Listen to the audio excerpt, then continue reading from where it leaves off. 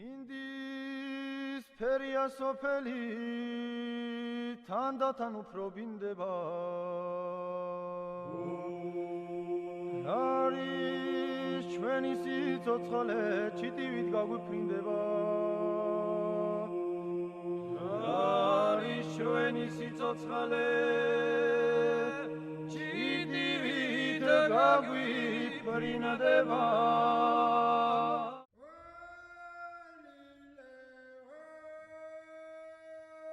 In the first part of the film, Discovery of the Real Troy, we thoroughly explained why Israel used to be a peninsula, under which sea level it was possible, and what the global sea coastline looked like when the sea level was 120 meters higher than today. Besides, this highest sea level was dated by us of the 20th century BC. Then we showed how the numerous toponyms around the world with names related to sea or water but having no connection to the sea today turned out to be seaports on the 120 meters plus map.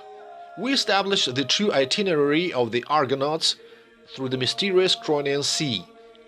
We proved that the European capitals and big cities were founded as ports on that extant sea. And we solved the mystery of disappearance of the late Bronze Age civilizations.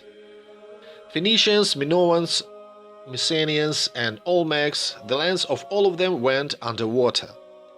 Eventually, we showed the emergence of convincing arguments to revise the history of virtually every country. The brightest moment of the Between Two Barriers project so far has been establishing the true location of Troy. In the first part of the film we showed everything on maps. Meanwhile, the pandemics impeded us to travel to the true Troy to film it. So now, a year after the first part, we finally were able to fulfill the trip to the real Troy and film the second part of the film Discovery of the Real Troy, right on spot in Turkey.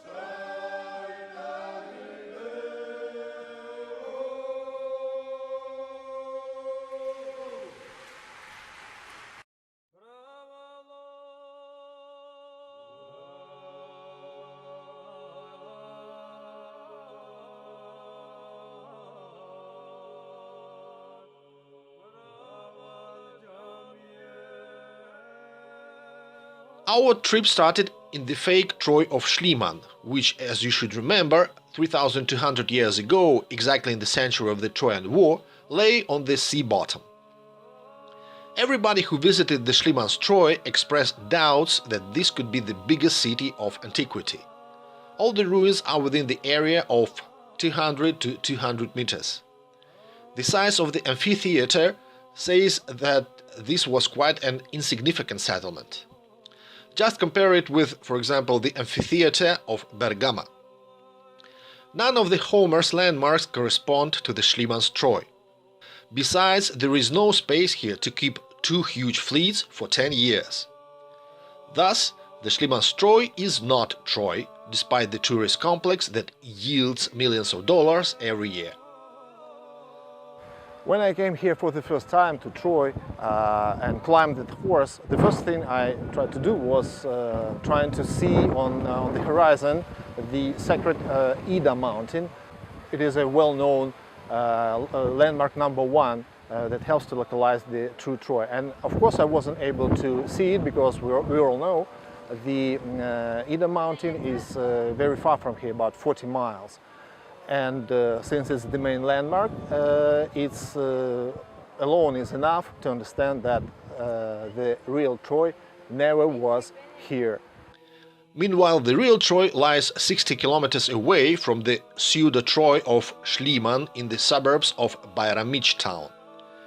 In the first part we showed these places on a map. Now we have come here to see everything with our own eyes. This is exactly where the Ida mountain that overlooked Troy according to Homer is.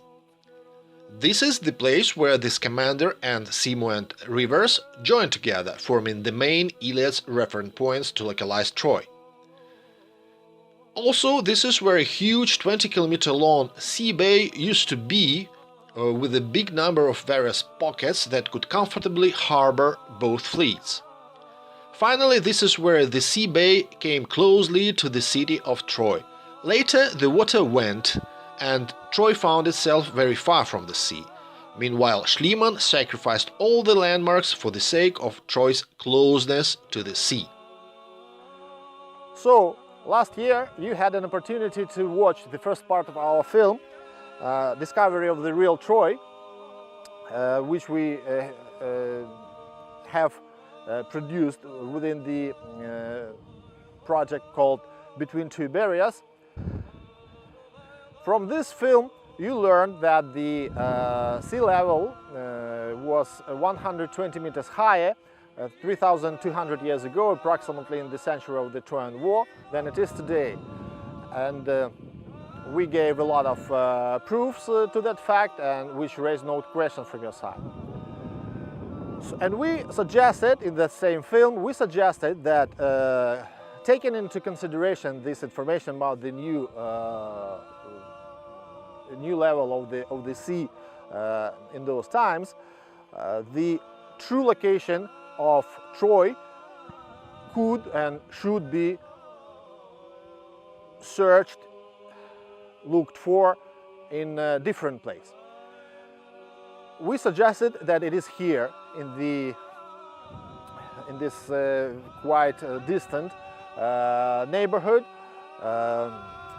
next to the small town of Bayramich in Turkey.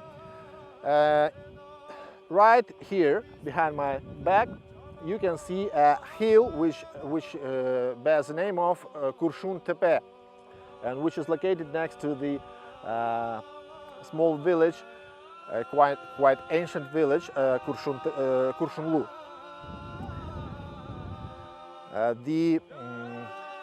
The name Kurshun Tepe, by the way, can be translated as bright hill, and this name should have some reasons to exist.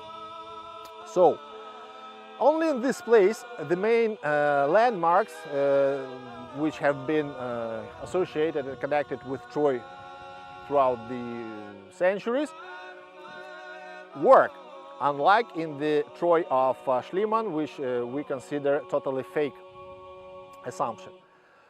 First of all, that's the Mount Ida. It is right here in front of your eyes, and you can see this mount directly from the Kurshun Tepe hill, where we suggest which conceals the Troy, as we suggest. As you remember, Zeus was sitting exactly on the Mount Ida, watching the the events of the Trojan War. At the same time, the Greeks, who had their camp about 3 kilometers from this place, used to go right to the Ida mountain in search of the timber for their needs. Also, the same Iliad of Homer mentions the account of Aeneas, who tells us that before the Troy had been built, the Trojan people, or more exactly Teucri people, were living right next in the forest next to the Ida mountain. So Ida mountain is here, and Troy should be here as well.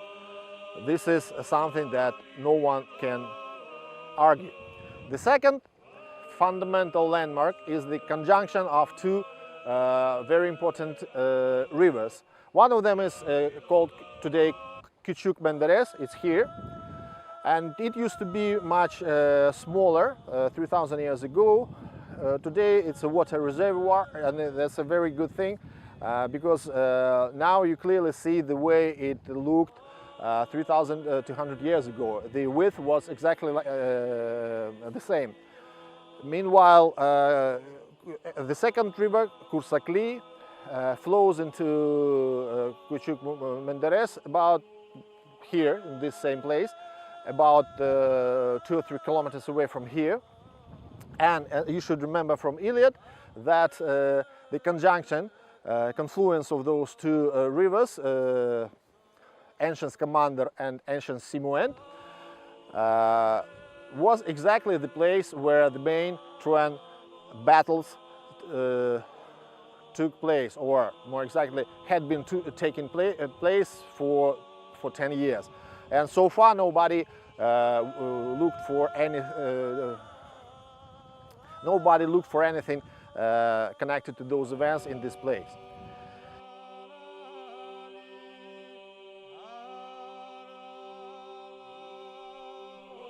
As you should remember from the first part, in the times of the Trojan War, the rivers Scamander and Simuent merged 1 kilometer up compared to today.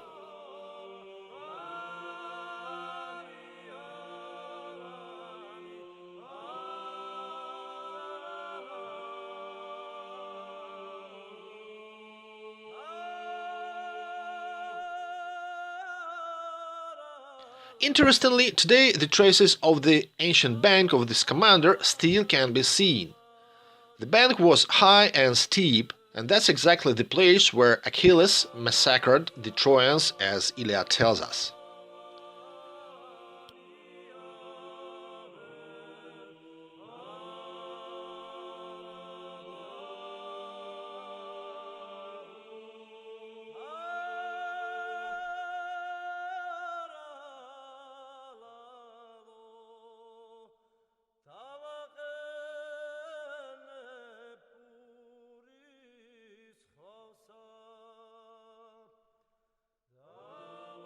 And finally, the sea. The closeness of the sea is the most important thing, because that was the main reason why Schliemann disregarded both the Ida, closeness to the Ida mountain and to the conjunction of the two rivers, because he needed a sea. And there is no sea here today. The sea is 60 kilometers from here, which is very far. And only our project discovered that with the raise of the sea level by 120 meters compared to today's level, the sea was right here in form of a very long bay of a very complicated configuration, capable of harboring any fleet of any size, and it came right here. It was the tip of this bay was also about 3 kilometers from this place. So, this is Troy. We are sure that the Troy is here. What to do next? We did what we could, so we found it, we explained it, we substantiated everything with all the evidence and with all the proofs. The final answer would be should come from the archaeologists, from the Turkish authorities. Surprisingly, the academic world knows about the ancient city that used to be on the Kurşuntepe hill and which is almost as old as Troy. It's Skepsis. The sons of Hector and Aeneas, Scamander and Ascanio, relocated people from the Skepsis on the Ida mountain to the ruins of Troy. This new Skepsis is known. What is not known is that it lies over the ruins of Troy. From my point of view, it's inevitable that the excavation should start here quite soon. The place is very hard to reach. The roads are very bad. We were not able even to enter this place, enter this hill. It has a lot of gardens, a lot of pastures, a lot of fences of all kinds, so it's very difficult to even to walk there, let alone to do some excavations. But we are sure that when the authorities pay attention to our project, to our suggestion, the works should start quite soon.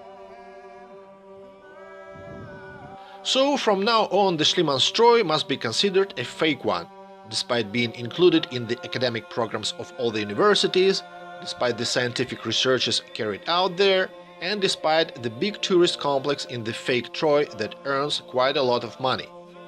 The true Troy was on the Kurshun Tepe hill near Baramich.